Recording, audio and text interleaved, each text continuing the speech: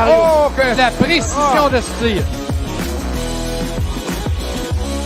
Ayotte à Bilodeau. Bilodeau qui est seul devant le gardien. Il va un tir et le but! Gabriel Bilodeau!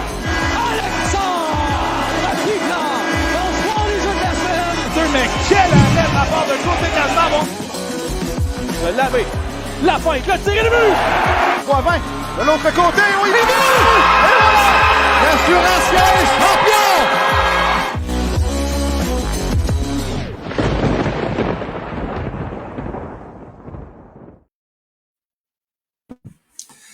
Bonsoir, mesdames et messieurs, bienvenue à la Source LNH, le balado officiel de la Ligue nord-américaine de hockey. Aujourd'hui, à l'émission, on reçoit Casey Kolcheski des 3L de Rivière-du-Loup. Je l'ai bien eu, Dave.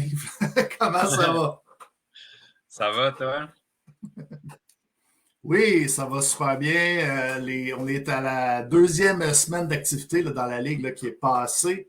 Donc, on a eu des équipes là, qui ont eu leur première victoire, les premières équipes d'expansion qui ont eu leur première victoire, plusieurs nouveaux joueurs également qui ont eu leur premier but dans la Ligue. Je pense que les jambes commencent à se délier du côté des joueurs. On a eu des parties qui ont eu de l'action également. Donc, Dave, on pourrait peut-être commencer avec quelques nouvelles. Je te laisse décider là, la nouvelle de ton choix. C'est bon. Parfait, ouais. Ben, tu l'as mentionné, là, les équipes d'expansion, là, le bataillon dimanche là, qui a obtenu la première victoire de l'histoire de la concession contre le Cool à Saint-Hyacinthe devant leurs partisans. Très belle foule en plus pour un dimanche après-midi là-bas. Donc, c'est de bon augure. Le national, c'est encore à travailler, la première victoire, mais ça devrait venir. On a vu par contre que...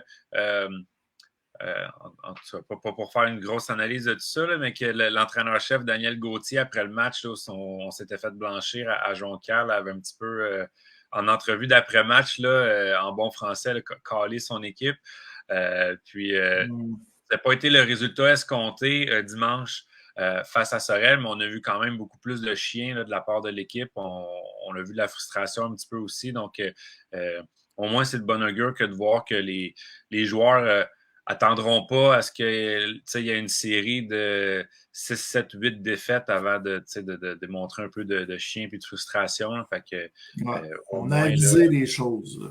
C'est ça, exact. Fait que, je pense que le message est passé, puis on voit que les joueurs là, veulent pouvoir là, remporter la première victoire. Seulement un match là, pour le national cette semaine, ça va être à Sorel pour en prendre leur revanche vendredi, mais en gros, c'était ça pour le petit bémol là, sur les équipes d'expansion. Sinon, quand même, plusieurs plateaux qui ont été atteints, là, dont un plateau là, très important, Mathieu Medley, qui a joué son 500e match dans la Ligue nord-américaine.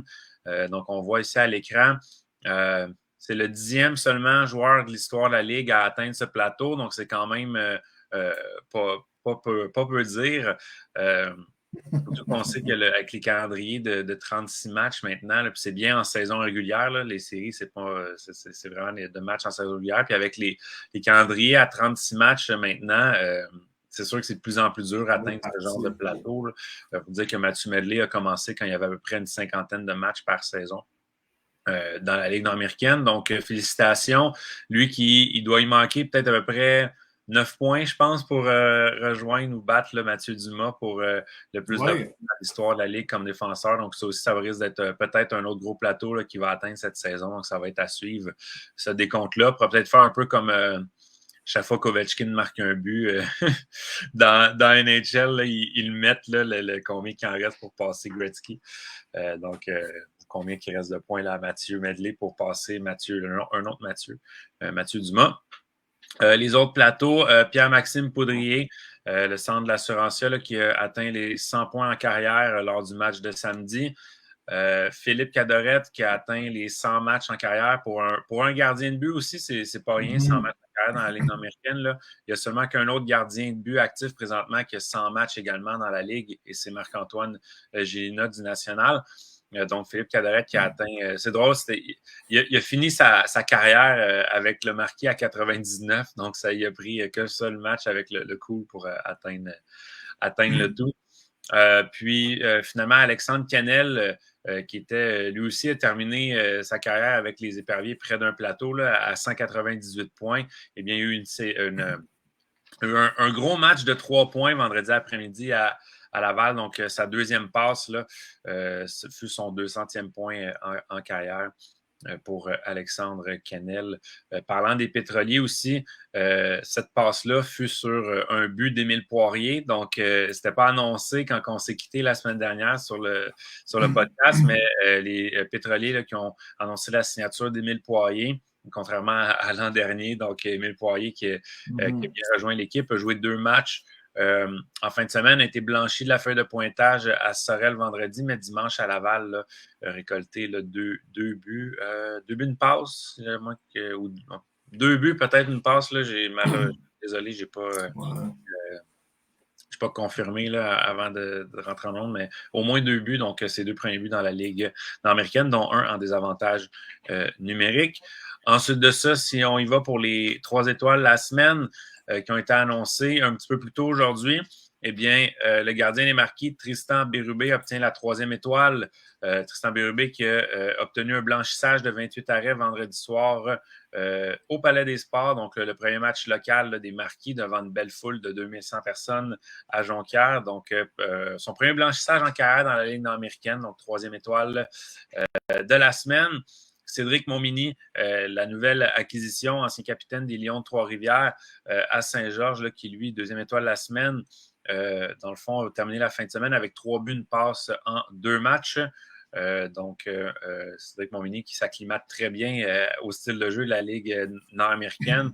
On l'a vu en entrevue d'après-match vendredi aussi avec Saint-Georges. Il expliquait que, dans le fond, il s'adapte au style de jeu, mais que le fait d'avoir joué là, à temps plein dans la Ligue de la Côte-Est, puis que les joueurs le pratiquaient tous les jours et tout, ça lui donne un petit step qu'il trouve là, au niveau de la vitesse. Donc, ça a paru à date dans les premiers matchs de Cédric Montminy avec le Cool.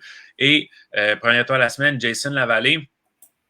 3 buts, une passe pour Jason Lavallée en 2 matchs. Ces 3 buts, tous obtenus vendredi lors de la victoire des 3L contre le Bataillon à Rivière-du-Loup, a rajouté une passe dimanche à Laval. Donc, Jason Lavallée qui, un peu comme notre invité de la semaine, on va peut-être pouvoir faire un petit parallèle. Là, Casey Kolcheski est arrivé à Rivière-du-Loup avec un contrat d'essai cette saison, un peu fait le club au camp d'entraînement et connaît vraiment là, un super début de saison. A déjà 4 buts, 2 passes en 4 matchs là, pour Rivière-du-Loup. Donc, ça va peut-être être une autre belle découverte comme Casey Kolcheski à Rivière-du-Loup. Là. Donc, à suivre, mais pour l'instant, il obtient la première étoile la semaine. Good. Je vois quelques messages peut-être là, avant de continuer. Jean-Paul Veilleux qui dit bonsoir à vous deux, bonne soirée. Emmanuel Gagnon qui dit salut les gars, bonne soirée. Go Bataillon, donc un fan du Bataillon. Stéphanie Landry qui dit allô les boys. Et Denis Arsenault là, qui travaille pour le Tourelle qui dit salut les boys. Madame Steph, bonne soirée avec coach. Donc, j'avais contacté Denis à savoir aussi s'il y avait des anecdotes, mais Denis avait plus de questions que d'anecdotes, donc je vais peut-être utiliser quelques-unes de ces questions avec notre invité un petit peu plus tard. Super. Puis, dernière nouvelle aussi dans le fond, qu'on voulait mentionner. Dans le fond, là, on voulait, au nom si on veut, du podcast là, et de la Ligue, là, souhaiter toutes nos sympathies, nos condoléances aux proches là, de Logie Morissette. Logie Morissette, qui est un grand nom bâtisseur là, du hockey québécois, que ce soit dans la Ligue junior majeure du Québec ou avec la Ligue nord-américaine. On le sait, il a été le propriétaire là, du Titan de Laval, ensuite d'Acadie Batters pendant de nombreuses années. Pour ensuite là, être propriétaire là, du Viking. On pourrait peut-être mentionner avant que c'est aussi lui qui a amené là, des entraîneurs comme Bob Hartley, Michel Terrien, ont gagné là, quelques championnats également, que ce soit avec le Titan et à la première année aussi à Acadie Batters, là, son arrivée. Oui, donc toujours eu de très bonnes équipes. Et puis dans la Ligue nord-américaine, c'est impliqué là, avec la concession de Trois-Rivières pendant de nombreuses années, également avec Saint-Georges. Donc, le Viking en 2003-2004, 10 ans plus tard aussi, les Vikings, et entre ça, le Caron aigué de Trois-Rivières. Et Il a été actionnaire et actionnaire propriétaire là, majoritaire. Et a terminé son parcours là, en 2015 avec le Cool FM de Saint-Georges. Et était directeur général aussi de la concession. Avec un certain Bob Desjardins comme entraîneur-chef à Saint-Georges. Yes. Donc, est-ce que ça fait le tour des nouvelles pour la dernière semaine, Dave? Oui. Oui, je pense que ça fait le tour. Il n'y a pas eu d'échange, à moins que... Non.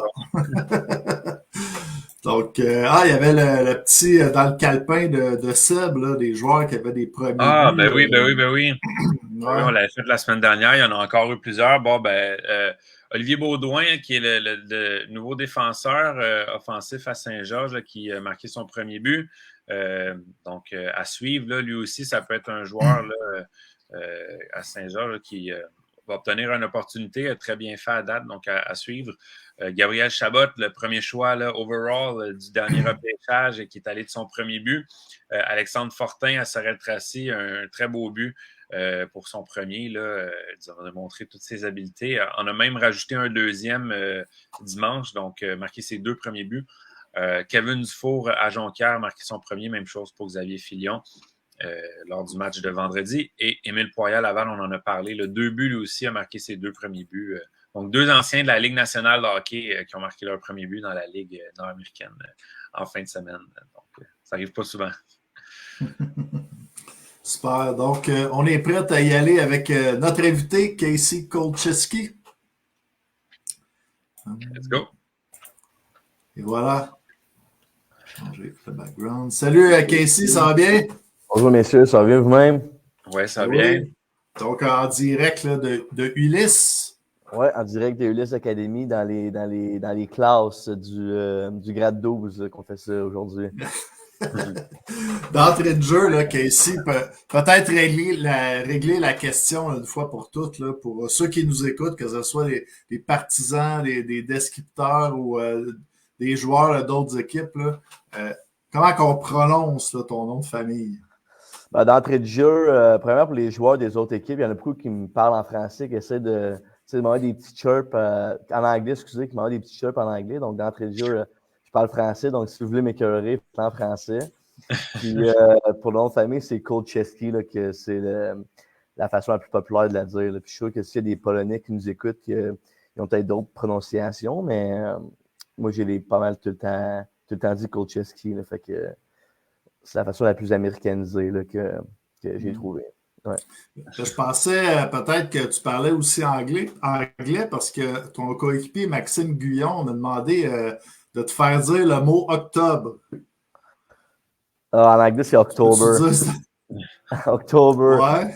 En français, c'est Octobre. Mais je sais qu'on a voulu faire une vidéo promotionnelle qui n'a jamais sorti d'ailleurs pour annoncer la première game à Rivière-du-Loup. Puis après une coupe d'essai, on a dit de la vérité parce que j'étais incapable de dire le mot Octobre. Là, ça ne voulait pas sortir. J'étais incapable de le dire. Fait que, non, c'est une fois qu'il l'a mentionné. J'ai hâte de le voir. Tu t'en sors bien, finalement. T'es capable. C'est bon. Yes. Ouais. T'es arrivé l'année dernière là, avec les 3L de Rivière-du-Loup, à 31 ans en ce moment. Tu as quand même un parcours là, qui est atypique. Tu as commencé là, dans les rangs juniors. Tu as passé par Ulysse, là, justement, où tu es en ce moment. Ouais. Pour aller jouer également dans la CCHL, SPHL après ça. Parle-nous un peu de ton parcours. Là. Ouais, ben c'est une grosse boucle en fait. En étant ici à Ulysse, là, ça a été, j'ai été ici en 2011, 2012 que j'ai été à Ulysse. Que, ça a été, pour moi, ça a été un peu une trampoline parce que en étant jeune, j'ai jamais vraiment fait les catégories, les Bantam d'Europe, puis les PE2. J'ai jamais fait les grosses catégories. J'étais un peu comme un late bloomer, si on veut dire. Là. C'est comme de M15, M18, c'est quand que tu es arrivé à Ulysse? Ouais, moi j'ai commencé tout de suite M19. Fait que, puis dans ce temps-là, c'était pas vraiment comme que c'est en ce moment. Aujourd'hui, je sais qu'ils sont plus fédérés avec le RSEQ, le CSSHL. Fait que c'est plus Mais dans mon temps, c'était beaucoup des games à l'extérieur. Aux États-Unis, on passait quasiment tout le week-end aux États-Unis. Fait que, dans mes années, moi, c'était à peu près 60 matchs par année qu'on jouait, là. Puis, c'était des 4-5 matchs par fin de semaine qu'on partait. Fait des gros week-ends. Mais écoute, ça a permis, ça a fait du mélange, puis ça a permis de jouer beaucoup de hockey. Puis, à ce moment-là, j'avais pas vraiment trop comme typiquement joueur québécois qui passe par le Pee-Wee 2A, Bantam 2A, Midget 3, junior majeur, fait que j'avais pas vraiment ma ligne de tracé. Fait que pour moi, là, ça a été vraiment comme une trampoline là, qui m'a permis de jouer beaucoup de matchs, de voyager à l'extérieur aux États-Unis, puis de jouer des matchs au Québec. Puis ça a été à partir de là que là, j'ai été dans le CCHL après ça à Canada. Puis à l'âge que j'avais seulement juste 1 an pour jouer dans le CCHL, mon année junior. Fait que j'ai été chanceux de me faire commit à SUNY Canton à NCA. J'ai eu 3-4 off, mais Canton, c'est quand même proche de la maison. Fait que c'était à peut-être 3h30 de chez moi. C'est dans l'État de New York. C'est upstate New York. Fait que je trouvais que c'est une belle opportunité. Puis le complexe sportif était neuf. Puis je trouvais que c'est des belles options et des programmes intéressants à l'école. Puis c'est une voie que les parents ont toujours poussé un peu l'école. Que c'est important parce que c'est jamais du jour au lendemain. Tu peux arrêter de jouer au hockey, que ce soit une mauvaise blessure ou peu importe. On le souhaite à personne, mais c'est des choses qui peuvent arriver. Fait que d'avoir un diplôme dans le poche en arrière, ça a toujours été le plan A. Puis le hockey va venir après. C'était la passion, le travail fort. Puis il y a sûrement quelque chose qui va m'amener. Fait que, non, pour moi, l'école, ça a été le plan A d'aller me chercher un diplôme. Puis à travers ça, l'universitaire, tu n'as pas beaucoup de matchs. C'est une trentaine de matchs par saison, étalé sur 4 ans. Fait que tu as beaucoup de temps pour te développer physiquement. Tu passes beaucoup d'heures dans le gym. Je pense que ça a été comme ça qui m'a aidé. Même encore aujourd'hui, je suis rentré à l'université, j'étais peut-être 106, 170 livres à mon, même 165 peut-être, puis je suis sorti, j'étais comme 5,8, 5,9, 220 livres que je suis sorti, Là, j'ai rapetissé un peu, mais quand je suis sorti de l'université, on s'entraînait tellement, les gars, que du côté physique, je pense que ça a été vraiment bon, de grossir puis de se renforcer physiquement. Puis, moi, j'aimais la game, fait que j'ai comme je dis, j'avais pas de plan, j'ai comme un peu suivi où est-ce que la route m'en allait, puis j'avais pas vraiment de plan établi, fait que ça m'a amené dans la SPHL, dans l'East Coast un peu, puis je me promenais un peu, j'étais en Australie, puis j'ai atterri dans la Ligue nord-américaine l'année passée, là, mais j'avais pas vraiment de plan fixe. Moi, j'aimais juste jouer au hockey, fait que... C'est dans quoi tu as étudié? J'ai étudié Business Management à l'université, ouais. Puis, il y a beaucoup de joueurs de hockey qui font ça. D'accord, ouais, c'est vrai. Ouais, mais sinon, dans ton parcours, là, tu as passé 4 ans à SUNY Canton dans l'État de New York. Après ça, la SPHL, comment est-ce que ça s'est fait? Comment est-ce que se fait le recrutement là-bas? Il y avait des scouts de SPHL à SUNY Canton ou c'est quand même dans le sud des États-Unis? C'est pas l'endroit, mettons, où est-ce que on associe le plus au hockey, mettons? Non, exactement. Puis, écoute, moi, j'avais aucune idée que ce ligue-là existait. 0. Fait en sortant de Canton, je savais pas vraiment si j'allais continuer à jouer au hockey ou j'allais continuer à jouer au hockey. Comme je te dis, j'avais aucun plan. Puis mon coach avait joué pour le club école des Penguins de Pittsburgh. Puis il y avait une couple de relations à Wheeling. Puis même si je ne sais pas si c'est pour moi qui a mis mon nom dans l'enveloppe ou comment ça s'est fait. Peut-être par l'entremise d'agents, que des connaissances, peu importe. Mais j'ai reçu un courriel de les Nailers de Wheeling pour aller au camp. Puis écoute, je ne m'étais pas comme entraîné l'été. Je ne savais pas vraiment comment attendre. Là. Je travaillais l'été. Puis, fait que, une semaine ou deux avant de partir pour le camp, je commence à pacter mon stock, faire ma valise. Puis tout, je m'en vais au camp. J'avais aucune idée ça ressemblait à quoi. Là, je passe une couple de semaines là-bas. Je me fais release après. Là, je me dis, bon, je m'en retourne au Québec. Je m'en retourne, ça finit là. Là, j'étais avec mon laptop, je suis en train de me booker un vol de retour, puis j'ai un appel d'un coach Birmingham, Alabama, qui Mais Hicks, mon premier coach, qui m'appelle, qui me dit, il a vu que je m'avais fait release de Wheeling, puis il a dit, tu t'attends-tu de venir à notre camp, tu sais? Il me dit, Birmingham, Alabama. J'ai aucune idée, c'est où, tu sais? Encore moins, c'est quoi la SPHL? Fait que, là, je dis, ouais, tu sais, j'avais comme pas de plan, puis ben oui. Fait que là, au lieu de me booker un vol d'avion, je me book un auto, tu sais. Fait que là, je descends de Wheeling, je me sens à mon GPS, Birmingham, Alabama, comme 14 heures de char, tu sais. Là, je descends, j'arrive là-bas, c'est comme, il fait chaud, c'est dans le sud des États-Unis, je suis pas préparé, j'ai juste une valise, puis un sac de hockey, tu sais. Finalement, je fais le camp, ça va bien, puis tu sais, je reste là, j'ai resté là pendant 3 ans après ça, tu sais, fait que ça a comme parti de pas grand-chose, je savais pas c'était quoi la ligue. C'est la partie que tu connaissais la toune Sweet Home Alabama pour exactement, Ouais, juste ça, mais sur la map, j'aurais pas pu dire c'était tout pantoute, tu sais, fait que ça a parti de là, puis j'ai bouncé une couple de places, puis ouais. Qu'est-ce qu'il y a à faire à Birmingham, Alabama, dans le fin fond du sud des States? Écoute, à ce jour, c'est une des places que j'ai le plus aimé jouer, là. Tu sais, comment que le monde est chaleureux, puis ça me faisait vraiment rappeler comme des petites régions du Québec un peu, tu sais, la chaleur du monde, la chaleur humaine, puis comment que les fans étaient partisans de la game, puis comment ils aimaient le hockey. On pense souvent que c'est du football, puis c'est Crimson Tide, puis c'est comme... Le football, c'est la méca là-bas, c'est tellement gros, mais il y a une petite communauté de fans de hockey là, qui sont des die-hard, qui sont là à tous les matchs. Puis on avait quand même une belle foule là, à Birmingham. Là. Puis la première année que j'ai été là, on s'est rendu en finale. Fait que ça a été comme une belle première expérience de hockey professionnel, de comme tout était nouveau, tout était tellement wow. Fait que la température, il fait beau à l'année, qu'on joue au golf, puis c'était vraiment le fun. Là, que tu s'en vas à l'aréna en Gogun, puis que ça a été vraiment une belle année que je ne m'attendais pas pantoute. Fait que, ouais. J'ai aimé mes 3 années passées là-bas, ça a été vraiment bien. Là. Passer aussi à d'autres endroits, Knoxville, Peoria, Huntsville.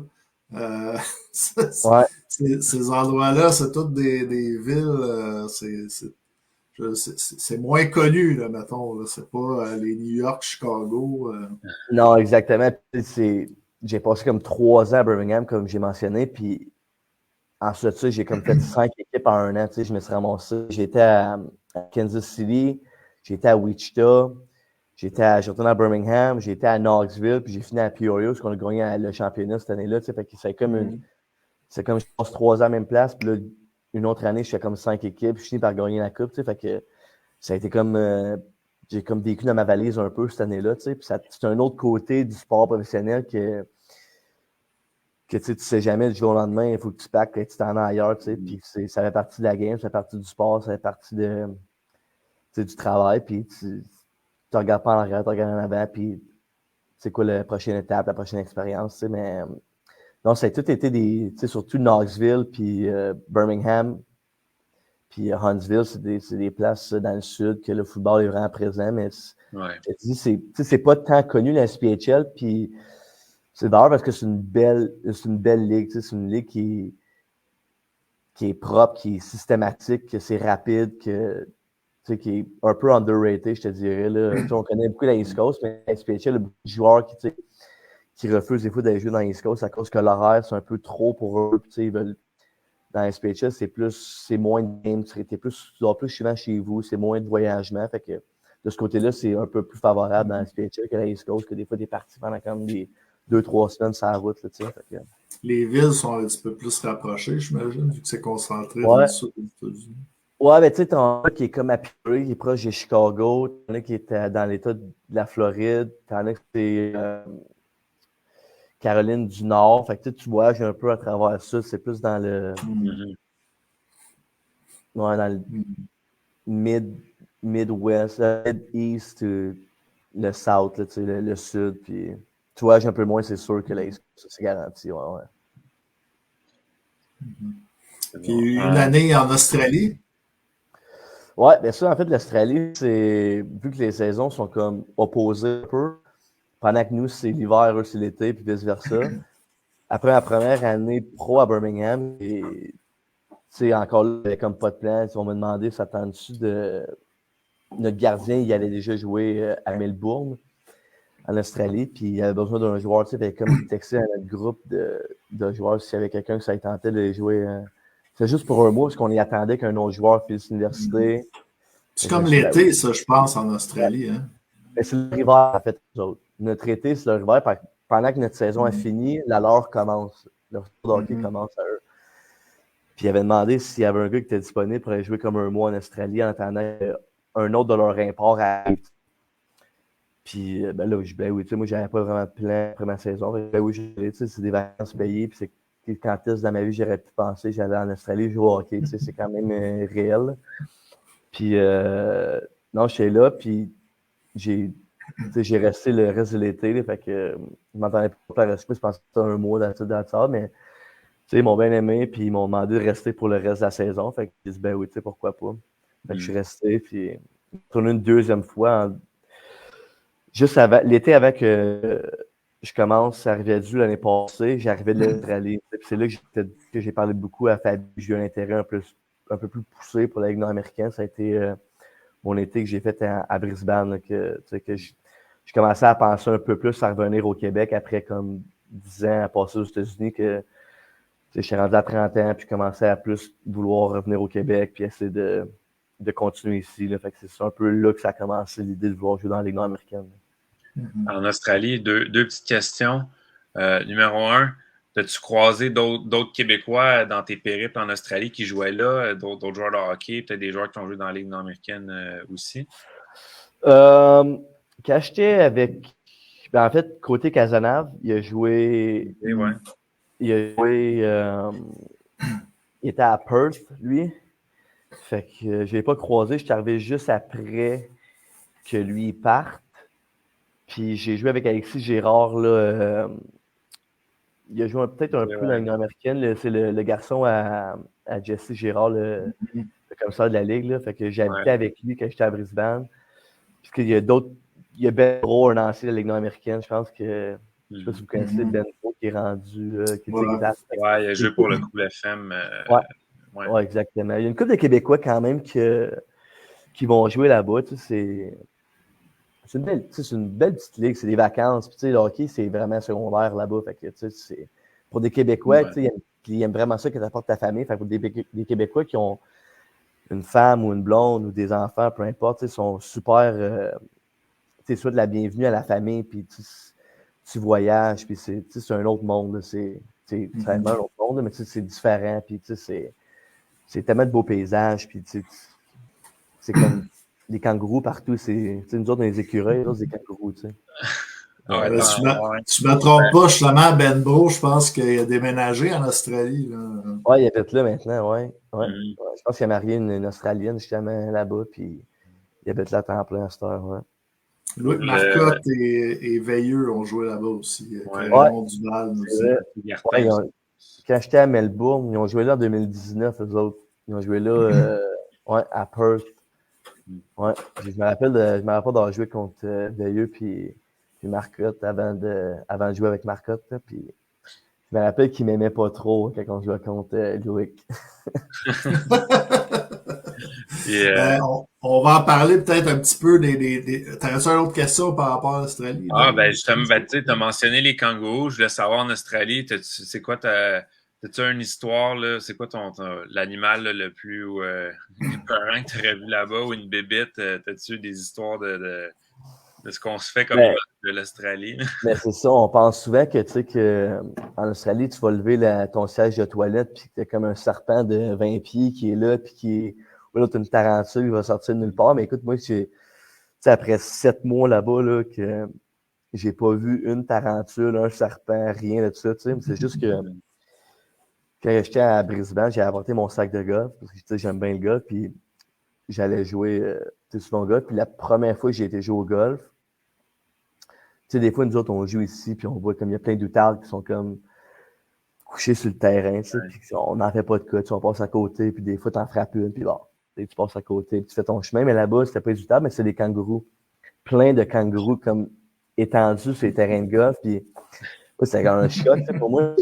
Là, ma balle, je vais pas en frapper un, c'est un kangourou. Pour moi, c'est comme c'est un animal de compagnie quasiment, le kangourou. Ouais. Là, tu frappes ta balle, là, tu sais. Puis moi, j'avais mon téléphone à sortir, puis je prenais des photos, tu sais, des vidéos des kangourous, puis là, le monde me regardait comme si, ouais, on t'a jamais vu ça, tu sais, les kangourous, c'est normal. Vraiment, moi, j'ai jamais vu ça, là. Des fois, tu te promènes, puis il y a 2 kangourous qui se battent sur le terrain de golf, puis c'est normal, mais ouais, c'est kangourous, c'est pas mal l'affaire la plus wild que j'ai vue. Pas de tarentule, pas de serpent, rien. Ouais. Mais dans les Simpsons, par exemple, là, on voit ça, là, quand ils tirent là, la chasse de la toilette, là, l'eau, est-ce que c'est vrai qu'elle va de l'autre bord ou. Hey, t'es pas étonné comme dans ça. Puis j'en dis que j'ai jamais remarqué. J'ai pas remarqué à tirer de quel bord. Jamais remarqué, ouais. Mais peut-être, mais j'aime peut-être.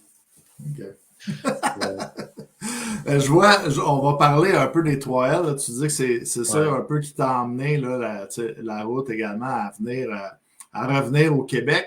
Mais je vois Kim là, qui écrit, je sais que je pense qu'elle est une fan des pétroliers. Elle dit avec quelle équipe t'aimerais jouer aussi à part les 3L?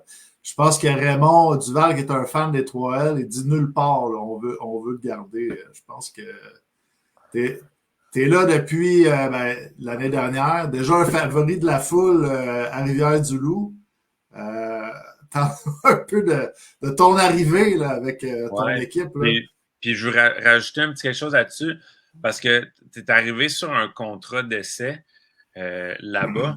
Parle-nous un petit peu de comment ça fonctionne, un contrat d'essai dans la Ligue nord-américaine.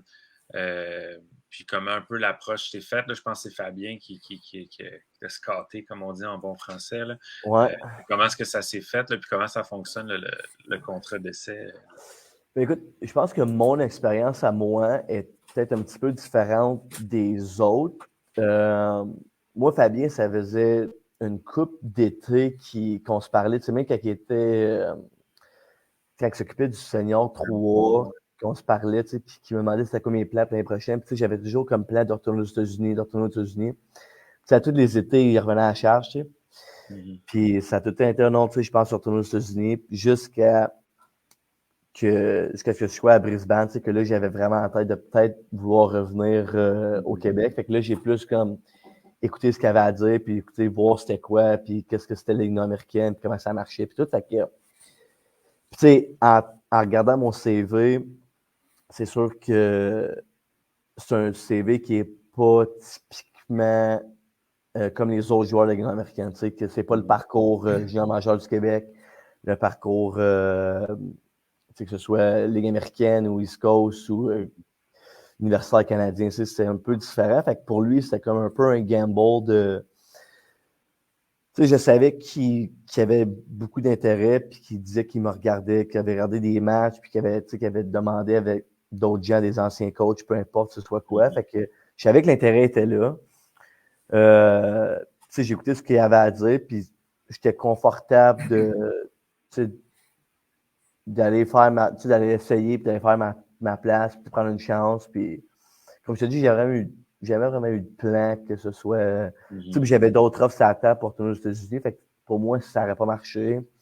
Tu sais, j'ai retourné aux États-Unis, puis ça aurait juste continué là. Mais non, j'étais là au camp, puis j'ai vu, tu sais, malgré que c'était loin, j'ai trouvé ça loin la première fois que tu me demandais quand j'allais arriver, là, mais tu sais, j'ai bien aimé sur la rive nord ou t'es sur la rive sud? Rive nord de Montréal, ouais. Ouais, pour moi, c'est comme un 5h30 à peu près à l'Rivière-du-Loup. Là. Ouais, c'est de la route, mais tu sais, ça se fait bien là, avec les gars et tout. Mais non, fait que tu sais, c'est un contrat d'essai un peu parce que c'était plus un gamble. Fait que mais tu sais, je savais que si je faisais la job, il y avait des bonnes chances que je reste là quand même. Là, fait que non, le gars s'était bien passé, puis j'avais des bonnes discussions avec Fabien puis tout. Fait que ouais. Qu'est-ce que tu penses qu'il a fait là, que ton adaptation s'est aussi bien passée avec l'équipe? Ben, je pense que l'année passée, puis encore même cette année, mais les vétérans qu'on avait l'année passée, il y avait un bon esprit familial. Tout le monde s'aimait, puis je veux pas la culture à Rivière-du-Loup, je la comprends un peu plus cette année de pourquoi il est comme ça. Je veux pas. Il y a beaucoup de gars qui viennent de Montréal. C'est pas comme. Tu sais que si tu joues dans ta cour, mettons Laval, en ayant comme 10 à 15 gars de Montréal qui descendent tous les week-ends à Rivière-du-Loup, que faut que tu dormes là, veux pas les vendredis soirs. Ça fait que ta chimie a grossi de semaine en semaine. Que tu es tout le temps, tu es comme un 48 heures avec les mêmes gars. Fait que, tu vis. Voyage de Vanette aussi. On va en parler plus tard. Hein. Ouais, ben c'est ça. Fait que l'esprit de famille est vraiment présent. Fait que je pense que puis j'étais pas un outcast, j'étais pas, j'ai été rentré tout de suite dans l'équipe, puis les gars ont fait une place, puis ça, il n'y a pas eu de, je me suis jamais senti à l'écart, fait que j'ai comme l'impression d'avoir été intégré dès le début, dès mes premiers games, là, Ouais. Puis, y a-t-il un vétéran en particulier qui t'a un peu, je sais pas, peut-être pris sous son aile ou t'as un peu montré je sais pas, le tabac, si on veut, de la Ligue nord-américaine, ou c'était plus le groupe en général?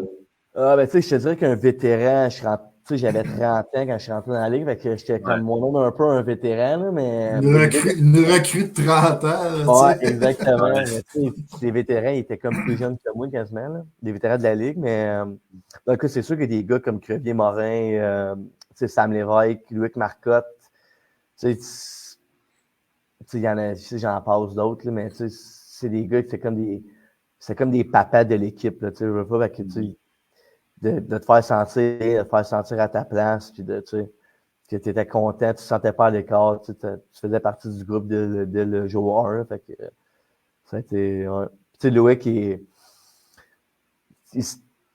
ça part, tout le monde aime Loïc, là, tout le monde j'ai jamais entendu personne dire un mauvais commentaire sur Loïc, que tu sois que tu arrives de n'importe où sur la planète, puis que ça te fait que tu aies joué une game ou 1000 games dans la Ligue américaine, tu vas te traiter de la même façon. Puis il y a vraiment les joueurs passent en premier en tant que capitaine. Là. Je trouvais que ça a été vraiment ça, sa force, c'est de faire passer le message des joueurs en premier. Fait que non, ça a été une belle intégration. Puis ouais. Fait qu'il t'haïssait pas tant que ça, finalement. Non, ben quand je l'ai compris, mais là, vu que j'ai le même logo que lui sur le chandail, il n'a pas fait de même. Ouais. Tu disais, tu as compris un petit peu comment que ça marchait à Rivière-du-Loup, le fait qu'il y a des joueurs qui viennent de Montréal. Mais tu sais, la réponse aussi des partisans l'année dernière, là, que on a eu des bonnes foules, l'esprit de famille. Mais si on n'est pas dedans, là, pour quelqu'un qui qu'est-ce que le petit oiseau verrait, mettons, s'il va dans votre vestiaire, qu'est-ce qu'il y a de si spécial? Premièrement, les gars, les vendredis, quand on arrive, c'est pas comme un point, puis hey, salut, puis c'est comme une poignée de main, une caresse, puis t'es content de voir, ton chum que ça fait 5 jours que t'as pas vu, t'es content de savoir comment sa semaine a été, puis les gars se confient, puis les problèmes de chacun, fait que, ça fait que ça tisse les liens assez serrés, là, quand tu rentres dans la vie privée du monde, il y en a qui en dévoilent un peu plus que d'autres, il y en a d'autres qui sont plus réservés, puis c'est correct, mais que juste ça fait que tu es content de voir ton coéquipier que ça fait 5 jours que tu n'as pas vu, c'est vraiment ça, puis ça part, je pense que ça part d'en haut, les propriétaires, c'est comme une grosse esprit de famille, tu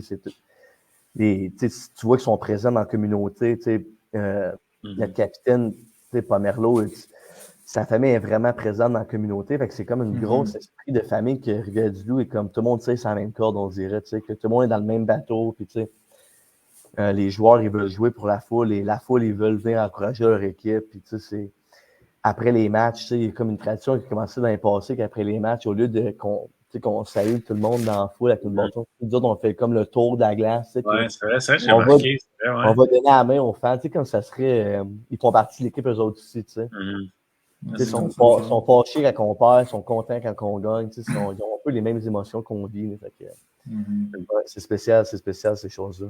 Vous deviez être content d'avoir gagné la première à maison vendredi cette année? Ouais. Elle a fait du bien, celle-là, ouais. C'est comme il y a comme un motto un peu qu'on peut dire, c'est comme je sais pas ce que le terme en français. Ouais, un slogan d'équipe, mettons. Ouais, un genre de. Ouais. Comme on peut pas perdre à la maison. C'est vraiment notre but à toutes les games qu'on gère à Jésus, c'est on peut pas se permettre de perdre. Fait que d'avoir gagné celle-là devant nos fans. C'est le fun, ouais. Une autre chose qui soude les liens, c'est les voyages en vanette. Dave, je vais te laisser continuer. On avait quelques trucs à dire à propos de ça. Ouais, ben, moi, Ça, c'est quoi? Vous avez parlé de Mathieu ou Martine Guillon, c'est un des deux, c'est sûr. Ouais, peut-être. Mais j'ai un petit oiseau là, justement à l'oreille qui me dit que tu comprendrais la référence, mais qu'il voulait savoir si c'était vrai que tu aimais ça faire des mots croisés dans la vanne. Écoute, 4h15, c'est long, tu sais, écouter la même musique que tous les week-ends. Fait que des fois, ça se peut que tu arrêtes au Tim Hortons, tu te ramasses original de Montréal, tu enlèves 2 pages, des mots croisés, puis des mots cachés, puis ça fait aller le cerveau un peu avant d'arriver à Rivière-du-Loup. Des fois, tu poses 2-3 questions dans le mot croisé, puis souvent, c'est pas les bonnes réponses que tu te fais dire, là, mais ça fait de quoi à jaser, puis ça fait de quoi à dire, parce que non, ouais, c'est pas rare. Ça se fait que je le rapporte, le mot croisé, là, cette année. Là. Ah ouais, on en a ramené d'autres. J'étais un fan, fait que ça fait quand j'étais là, ça fait longtemps que je l'ai fait, là, mais quand j'étais au secondaire, je prenais je pense à tous les jours.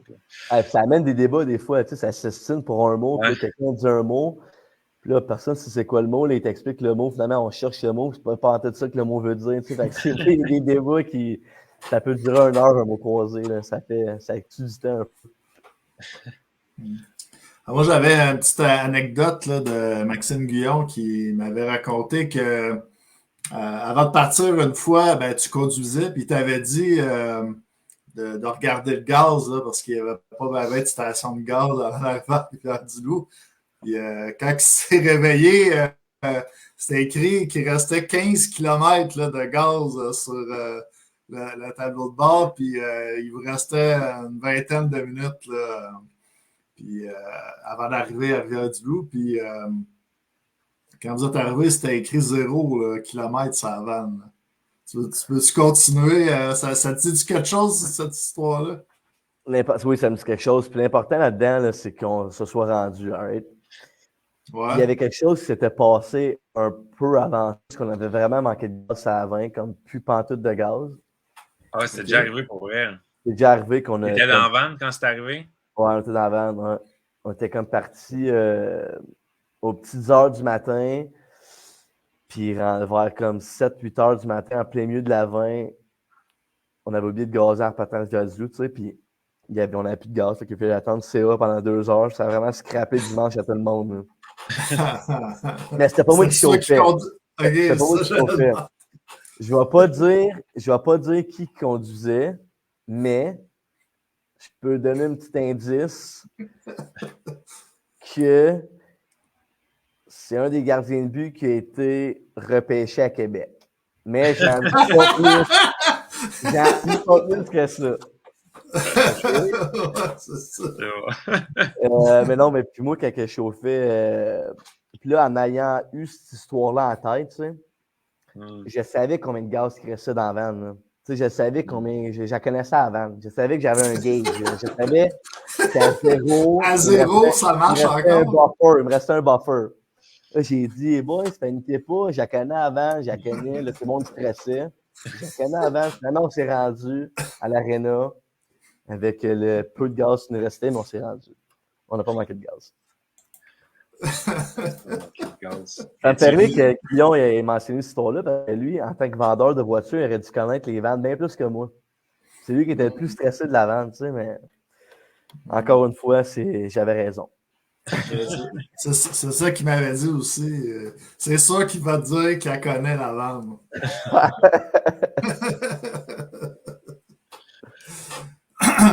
Une autre chose qui. Je vais te laisser, David, là, parce on avait parlé à une des personnes qu'on avait parlé, c'était la même personne. Là, ah ouais, je vais te laisser la dire, puis moi, il y a quelqu'un qui me dit que apparemment que toi, tu dis que tu dors jamais dans la van, mais que tu ferais des maudites bonnes siestes, par exemple. Je sais pas si. Puis que tu ronfles, puis que tu ronfles comme un train, puis que quand tu te réveilles, tu dis « Hey, j'ai même pas dormi 1 minute. » C'est moi, j'ai jamais dormi une seconde dans cette van-là. Ben, je sais pas qui c'est qui raconte cette histoire-là. Je suis le seul qui dort jamais dans ce van-là. Les yeux ouverts. Ça m'arrive. Tu ronfles en plus. Là. Non, c'est juste que je respire fort. Tu respires fort. C'est juste que je respire fort. Ouais. Des fois, il fait. La vanne, et quand il me fait chaud dans la vanne, ta gorge sèche. Des fois, tu respires un peu fort. Les gars, ils pensent que je dors, mais je dors pas. Des fois, je somnole de temps en temps, mais je dors pas. Je dors jamais dans ce van-là. C'est ça qui dort pas dans ce van-là. Et je conduis tout le temps la vanne. Je conduis tout le temps la vanne. Je tiens à mentionner que c'est à moi qui chauffe. Ben, on m'a déjà dit aussi que tu conduis jamais la vanne. Hey, ça, c'est. Les gars se mettent en dessous du boss, là. Attends que tu rentres dans ce van-là vendredi. On ne voulait pas lancer personne en dessous du boss. Tu sais pas à qui qu'on a parlé, là. T'as peut-être une idée, mais tu ne sais pas. J'ai une bonne idée. Il y en a qui font qu'ils règlent des comptes vendredi. Mais là, je me fais le porte-parole de tes coéquipiers ce soir. On m'a demandé de trouver des trucs là, pour les ronfleurs, là, ceux qui ronflent. Fait que je vais te montrer des petites images ici.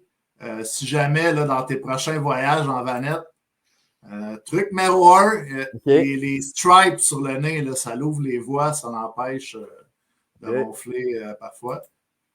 Je vais prendre des notes en même temps. Ouais. Ici, à la machine d'apnée du sommeil, tu pourrais peut-être aller faire un test, faire checker. Il y a beaucoup de gens qui ronflent. Ça va être dur en vente, ça. Qui font de l'apnée. Ouais, ça doit faire mais peut-être qu'il y en a une qui se barge dans le lighter, là, je sais pas. Hey, c'est pas fou, ça. C'est pas fou. T'as peut-être une idée de business, là. Yes. Troisième truc, il y a une pince là, à corde à linge. Ça fait peut-être un petit peu mal, là, mais troisième truc. J'aime bien le troisième truc. Pour tes prochains voyages, là, en tout cas, ma mère avait une coupe qui traîne sa corde à linge encore, je peux y envoler une. Tes coéquipiers pourraient peut-être t'amener une pince ou des stripes la prochaine fois. Quand je dors pas, ils pourraient en mettre une sur le nez. Quand tu dors pas, ouais. J'aime que tu sois aussi entêté par rapport à ça, que tu le laisses à la glace. On voit d'où vient ton caractère à la glace. Il y a tes coéquipiers, ils ont écrit aussi, là, regarde, check. C'est sûr qu'il dort, il a peur de toucher le volant. Yeah, lui, là. Yeah. L'autre qui a écrit, tu conduis jamais le polonais. Sais-tu? Ça, c'est raison, lui. Va falloir que leurs histoires ils matchent parce que l'histoire qui restait 0 km de gaz dans la vanne, c'était tout qu'on disait. C'est ça, exactement, tu veux. Ouais. Tu veux que ça marche pas leur histoire? Quelqu'un qui ment quelque part, là. Exactement. Je suis content que tu fais des liens. Ben, c'est juste que si tu as le temps de faire des mots croisés et que tu fais souvent des somnolés ou ronfler en dormant, je sais pas. C'est peut-être pas.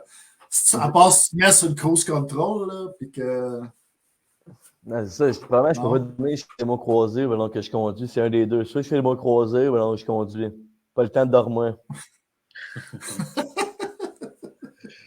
Ouais. C'est bon. Ah ben regarde, Raymond là, qui nous écrit, il me semble, qu'est-ce qui se passe dans la vanne, reste dans la vanne. On a un accès exclusif à la vanne des Trois L. Ouais. On en dira pas trop, par exemple. Mais moi, je veux. On va arrêter de niaiser, là, mais sur un ton plus sérieux. Il y a ton coach, Eric Haley aussi, qui nous a écrit.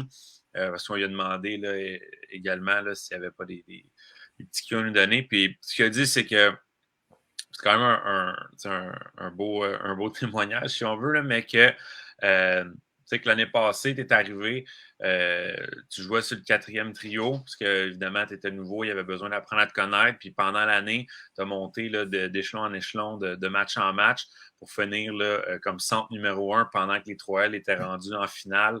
Eric qui disait que tu faisais utiliser sur le piqué, sur le PP, les deux.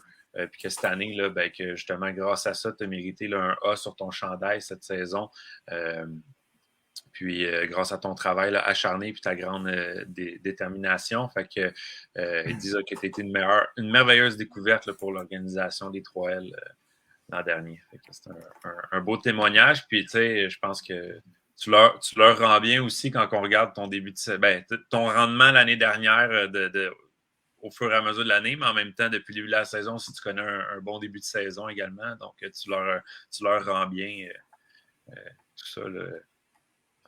Ah, ben c'est sûr que c'est gentil de la part d'Éric. Puis, ouais, puis, tu sais, comme j'ai mentionné, j'avais pas un parcours puis un CV atypique non plus. Fait que, puis, je suis un peu de la vieille mentalité que, tu sais, je m'attends pas à avoir tout cru dans le bec dès le départ. Tu sais, je comprends que j'ai mes croûtes à manger, même si j'avais 30 ans, tu sais, on me connaissait pas, puis il veut que je fasse mes preuves aussi, tu sais. Fait que, non, j'ai jamais chialé, puis j'allais, tu sais, quand j'avais mon chiffre, je faisais ce que j'avais à faire, puis je sais que, tu sais, j'ai été élevé que tout ton succès, que ce soit au travail, dans le sport, peu importe ce quoi, ça va passer par le travail, tu sais. Fait que, quand j'ai eu ma chance, ben, écoute, j'ai juste continué de travailler, puis tu sais, veux pas la saison est longue, tu sais, t'as des blessés, t'as des gars qui peuvent pas, t'as des gars qui sont malades, fait que, tu sais, ben, j'ai eu ma chance, puis j'en ai profité, puis il y a un peu de chance là-dedans, c'est sûr, mais quand j'ai eu mon temps de glace, puis j'ai eu ma chance de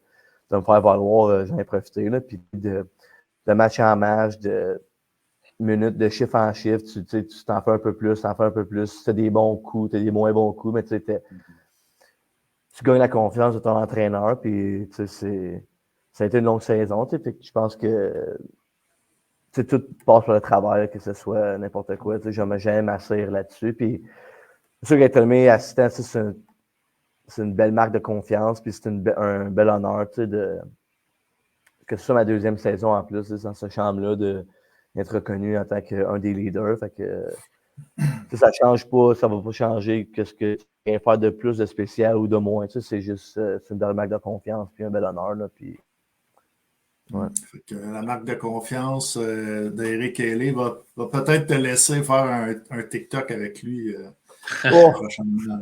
Si on est peut-être, on n'est pas rendu. Peut-être que si on gagne la coupe, là, je serais négo. Je serais négo à faire un TikTok. Enfin, ça a passé proche, ça veut dire. Tu disais que... vas-y, ben, j'allais dire, tu sais, pour rajouter là-dessus, tu sais, t'as joué depuis ton entrée dans la Ligue nord-américaine, c'est drôle d'utiliser ce terme-là dans la Ligue nord-américaine, mais t'es comme un Ironman, t'as pas manqué de match encore, là. Donc, ouais, on touche du bois. Mais surtout avec le style de jeu que t'as, mais tu sais, c'est une preuve aussi de justement là, que, tu sais, peu importe là, les bobos, tu sais, whatever, parce que habituellement, quand une équipe se rend en finale, si un joueur n'a pas de bobo, c'est parce qu'il ne joue pas de la bonne façon. Fait que, tu sais, de persévérer à travers tout ça. Puis, tu sais, ça me fait penser, il y avait un truc, ce que je voulais te demander, c'est un but, je pense, qui résume peut-être un petit peu là, la façon dont tu joues, mais c'était à Saint-Georges l'année passée, tu avais fait un but, je pense à piqué, tu étais parti en échappée, puis tu t'étais pété dans la bande après le but, puis tu étais revenu là, un peu à mocher au banc, mais ouais. Je ne sais pas si tu t'en rappelles, j'imagine que oui, c'était quand même un beau but, si on veut, avant la célébration en bande, là, mais... Ouais. Non, je me rappelle, la balle est arrivée pas mal plus vite que je pensais, ou je passais peut-être un peu plus vite que je pensais, puis la balle est arrivée, puis j'ai comme, en voulant comme rentrer dans la bande, le poignet m'avait comme tourné dans la bande, puis là, Loïc était comme venu célébrer le but, là, puis là, j'étais comme, puis là, je m'en allais au banc, je dis, voyons, coach, tu m'aimes pas, il voulait comme, je n'ai pas célébré. C'était pas ça. Tu n'as pas donné le point, mais c'était vraiment le... Ouais, c'est ça. Il y a une petite question dans le chat de Simon-Olivier Bolduc qui demande combien il y a de joueurs des 3L qui habitent à Montréal à peu près. Écoute, c'est... Moi, les alentours, que je pourrais dire, on est peut-être... puis les alentours, je vais aller peut-être jusqu'à comme...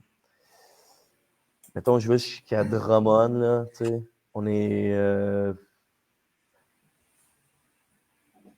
Je pense qu'on est comme est 2 à peu près. Parce qu'on a 2 vannes de 6. Fait que 12 plus ou moins, à peu près 12, ouais. OK. Ouais. Ça fait du sens. Ouais. Puis, tu sais, c'est des voyages que c'est beaucoup de temps que tu passes avec les mêmes gars par année. Là, fait, ouais. Si on parle de cette saison, jusqu'ici, ça va bien pour toi. 3 buts, 3 passes. Lorsqu'on regarde l'alignement avant les parties, on voit que ton nom est en haut, là, premier trio. Mais qu'est-ce que tu peux nous dire peut-être là, sur la saison 2024-2025 des Trois-Rivières, avec quand même beaucoup de nouveaux joueurs. L'équipe, il y a eu des départs normalement aussi avec les équipes d'expansion. Mais qu'est-ce que tu peux nous parler peut-être de l'édition là, de cette année des Trois-Rivières? Ouais, ben écoute, c'est sûr que tu as une équipe en expansion, ça fait mal à toutes les équipes de la Ligue. Tu en rajoutes 2. C'est sûr que tout le monde parle des joueurs importants. Mais tu sais, je pense que les gars qui sont venus cette année, on a rajouté beaucoup de vitesse, je pense, cette année. On a rajouté de la fougue, des gars qui sont bons sur de la relance, puis bouger leurs pieds. Puis je pense qu'on va le voir. Puis déjà, là, que ça fait 4 games, que les gars, on ne se connaît pas tout encore, que les jeux ne sont pas tous faits, mais la 1, je pense qu'on a 4 lignes qui peuvent rouler. Puis je pense que ça va être important tout au long de la saison. Là, on a beaucoup de profondeur, puis les 4 lignes, ça patine, puis ça peut frapper. Puis je pense que notre identité, puis ce que coach Haley essaie d'inculquer dans le vestiaire, c'est justement ça. Ça va être la rapidité, puis notre échec avant, puis finir nos mises en échec. Puis vraiment qu'une game, ça va se gagner sur 60 minutes un match, et pas juste les 20 premières minutes, que c'est super offensif. Après ça, on va comme coaster là-dessus. Je pense que ça va s'établir sur 60 minutes. Puis je pense qu'on a l'équipe qui va être capable de le faire tout au long de la saison. Puis que ce soit la 1 ou la 2, la 3, la 4, je pense que c'est interchangeable. Puis tout le monde, comme on a vu, Jason Lavallée, une game, il a step up, 3 buts, il connaît un bon début de saison. Fait que je pense que ça va être le tour à tous les gars dans la chambre, là, que tout le monde va avoir son tour dans une fin de semaine qui va exploser. Puis ça va pas comme juste un gars, puis tout va être focusé sur un gars, tu sais. Je pense que cette année, c'est rouler, puis tout le monde va avoir sa chance, tout le monde a l'opportunité d'eux aussi. Fait que, super. Puis, c'est la grosse différence cette année. Ouais. Sinon, si on y va un peu pour clore ça, tu nous en as parlé un petit peu, mais si tu avais un mot, mettons, pour terminer là, sur la foule des 3L, depuis ton arrivée l'année passée, la foule des 3L est un peu en progression. Là. Ils ont une super belle moyenne là, de partisans, là, que je pense que si c'était pas la plus haute depuis l'histoire de la concession, là, c'était définitivement la plus haute depuis comme 10-12 ans là, de fans par match. Ça a continué en série, qu'il y a pratiquement un 2000 de moyenne en série. Puis cette année, c'est super bien parti. Qu'est-ce que tu peux nous parler un petit peu là, de la foule qui semble vraiment se rattacher à l'équipe, là, on sent vraiment que justement... Un petit mot d'encouragement là, pour dire aux fans de venir à l'Arena en disant le mot octobre aussi. Ouais. Il reste pas beaucoup de matchs à mois d'octobre. Non, mais je pense qu'un mot pour les fans de Rivière-du-Loup, j'hésite en peut-être une foule amoureuse et passionnée, mettons, tu sais. Qui sont en train de tomber en amour avec l'équipe. Puis, on a vu l'année passée dans les playoffs là, que c'est la folie furieuse là, au centre Premier Tech, là, que le monde était grimpé sur les vitrées. Puis c'est des passionnés. Ils sont les sur les réseaux sociaux, ils sont fâchés, ils sont pas contents quand l'équipe joue un peu moins bien, puis quand on gagne pas. Puis, c'est un peu comme les fans de Montréal. Tu gagnes une game, puis c'est la parade sur Sainte-Catherine, puis tu perds une game, puis c'est fermer l'équipe. C'est une foule qui est passionnée, puis c'est des partisans qui vont être là pareil, match après match, puis qui vont supporter l'équipe. Puis dans toutes les pauses que l'équipe fait, il y a beaucoup d'engouement, puis de commentaires, puis les fans interagissent beaucoup. Fait que non, c'est une belle foule, c'est des bons fans là, qu'on a là, à Rivière-du-Loup. Oui, c'est le fun de voir aussi parce que dans les dernières années, quand mettons que ça allait un petit peu moins bien, que l'équipe était un peu reconstruction, la réputation là, des fans à Rivière-du-Loup, parce que l'affaire que le Sans Prétexte, c'est un gros building. Fait que, un 1000 personnes à Rivière-du-Loup, ça n'a pas le même ça n'a pas le même effet qu'un 1000 personnes, mettons, à Thetford Mines, où l'aréna est plus petit. Là. Mais là, d'avoir là, des belles foules là, qui sont pratiquement là, tout le temps aux alentours de 1500 par match, là, ça fait vraiment, c'est vraiment en tant que fan, parce que je suis allé souvent là, au centre premier temps, ça fait une méchante différence, c'est vraiment le fun.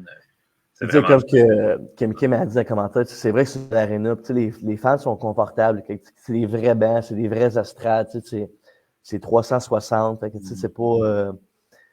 on est quand même chanceux d'avoir une vraie aréna d'hockey, là. Puis d'avoir la participation des gens de Rivière-du-Loup, c'est un plus pour nous autres, c'est sûr. Là. La Grande Glace aussi, je pense que c'est la seule dans la ligue que les bancs sont du même bord. Souvent, c'est vraiment comme un aréna style, c'est ça, NHL, comme on dit. NHL un peu, ouais. Mais la grosseur de la glace, puis le setup, puis tout, c'est comme ça. Ouais, c'est vrai. Ah, c'est vrai, j'aime pas remarquer, mais c'est vrai que beaucoup d'arénas dans la ligue, c'est face à face. Hein? On pense à Laval, on pense à Saint-Georges, Sorel, Thetford, Jonquière, ouais, c'est vrai. Ouais. Donc, non, mais c'est le fun de voir que justement, là, grâce à l'équipe que vous avez, là, c'est revenu la fièvre à Rivière-du-Loup. Exactement. Raymond Duval qui dit les 3L, une équipe très, très jeune, de loin la plus jeune de la Ligue. Donc, ça peut juste s'améliorer, que Raymond dit. Donc, ça peut juste s'améliorer. On a quand même fait une finale l'année dernière. Mais... Je vais juste te dire ça, Raymond. Mais... Donc, Casey, merci pour ta présence sur le podcast ce soir. Ça fut très intéressant. Un joueur qui amène de la foule, de la passion. Tu parlais d'amour là, des partisans, justement, d'entrée de jeu. Là, Kim qui disait si tu voulais jouer dans d'autres équipes, Raymond là, qui a dit tout de suite on veut te garder ici à Rivière-du-Loup. Je pense que les gens t'ont adopté un loup-périvois d'adoption, qu'on pourrait dire. Donc, merci, Casey, et on va te souhaiter bonne saison. Merci, boys, de l'invitation. C'est super le fun, puis bonne chance pour le reste. Faites une bonne job. Merci, c'est gentil, puis bonne saison. Que tu poursuives sur ta lancée là, du début de saison. Merci, les boys. All right. Ciao, ciao. Bye. Et voilà donc Casey Kolcheski des 3L de Rivière-du-Loup qui était notre invité ce soir. Exact, nouvel assistant capitaine.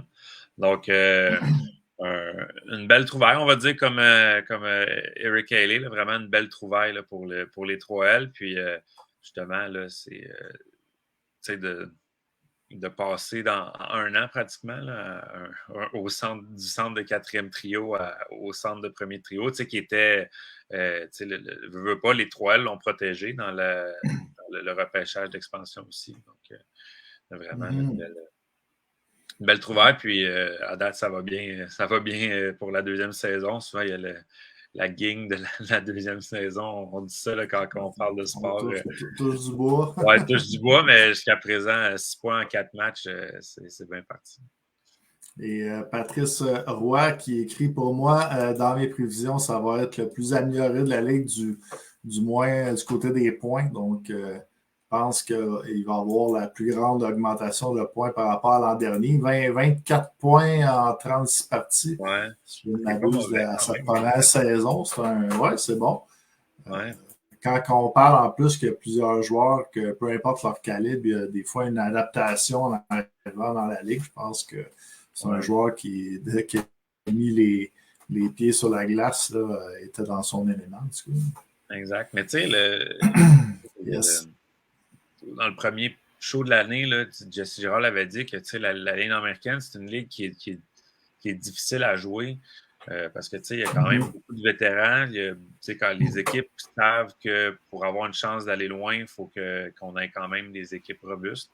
Je pense que des joueurs du style à Kocheski, ça se prête un peu mieux souvent là, au style de la ligue là, qu'il y a peut-être des joueurs plus, qui seraient peut-être plus frileux, si on veut, là, pas pour être méchant, mais c'est quand même un joueur qui fit bien dans le style de la ligue, là, qui n'aura pas peur justement d'aller devant le net ou dans le coin quand on affronte des équipes comme Thetford Mines, puis que tu regardes les défenseurs là-bas, puis qu'ils sont tous spions en montant. C'est 200 livres. C'est pas la muraille de Chine, la muraille de Thetford, quand tu veux non, mais tu sais, quand on regarde l'année passée, que tu sais, le mieux, Lépine, Boutet, le Sargon quand il joue, même Samuel Hull, qui n'était pas le plus gros, mais qui est capable d'être robuste aussi, de faire les bonnes mises en échec. Je pense que ce genre de joueurs-là qui n'ont pas froid aux yeux, ben, ça les avantage peut-être plus quand ils arrivent dans la ligne. Donc, Dave, qu'est-ce qu'il faut surveiller là, pour la prochaine fin de semaine? Yes, donc c'est pas toutes les équipes qui jouent 2 fois, contrairement à la semaine dernière. Donc, c'est quand même un bon week-end, 6 matchs, donc 4 vendredi et 2 le samedi. Donc, programme complet vendredi. Le National de Québec va être au Colisée de Cardin à Sorel-Tracy. Donc, la première fois que Québec et Sorel s'affrontent au Colisée Cardin là, depuis le temps du Radio X. Donc, ça a donné des flamèches, le match. On l'a dit, Québec était un peu frustré peut-être du début de saison dimanche. Donc, ça a fait quelques flamèches. Donc, ça promet pour le match de vendredi. Ensuite de ça, ben, Québec qui veut gagner leur premier match de l'année, Sorel qui veulent rester invaincus. Ensuite de ça, à Thetford Mines, à Rivière-du-Loup, Thetford Mines qui va être là. Donc, reprise de la finale. Donc, première reprise de la finale officielle. Il y en avait eu là, dans le calendrier pré-saison. Puis même en pré-saison, justement, on parlait de flamèche. Ça en avait donné un peu. Donc, à suivre, là, j'imagine que les fans de Rivière-du-Loup vont être là en grand nombre aussi pour essayer là, de prendre une petite revanche là, sur les séries sur la finale de l'an dernier. Donc, ça aussi, ça promet. Ensuite de ça, les Pétroliers de Laval vont être en Beauce pour affronter le Cool FM. Encore une fois, là, le match à Beauceville.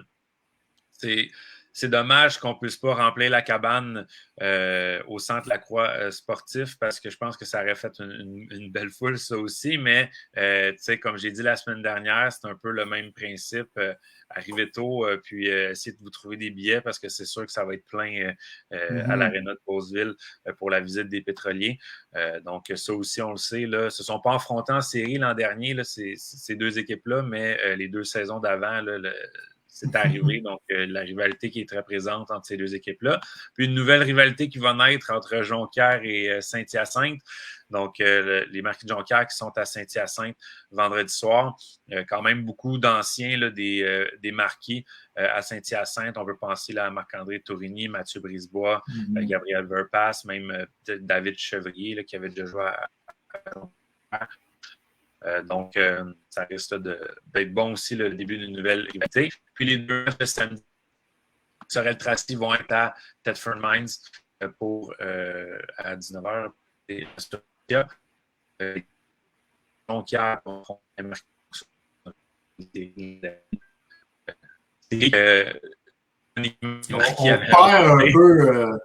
on te perd, Dave, je pense. Vous m'entendez? Ouais, là, c'est correct. Là. Tu peux peut-être répéter le dernier 10 secondes. Ben j'allais dire qu'une reprise des séries de l'an dernier entre Jonquière et Rivière-du-Loup samedi soir, mais que, ironiquement, les Marquis avaient remporté la série. Donc, les quarts de finale. Même si Rivière-du-Loup s'était rendu en finale grâce au repêchage. Là. Donc, ça aussi, là, ça risque d'être intéressant. Donc, suivez ça, suivez là, les nouvelles. On ne sait jamais là, s'il va y avoir des annonces là, des équipes et tout. Il y a souvent des promotions, concours pour gagner des billets, ce genre de choses-là. Donc, suivez les équipes, là, puis soyez présents au match là, dans les arénas en fin de semaine. Là, 6 bons matchs à l'horaire, à l'affiche. À l'affiche. Donc, mesdames et messieurs, sur ce, on se souhaite du bon hockey pour la prochaine fin de semaine et on se dit au revoir et attention à vous, retour à la maison.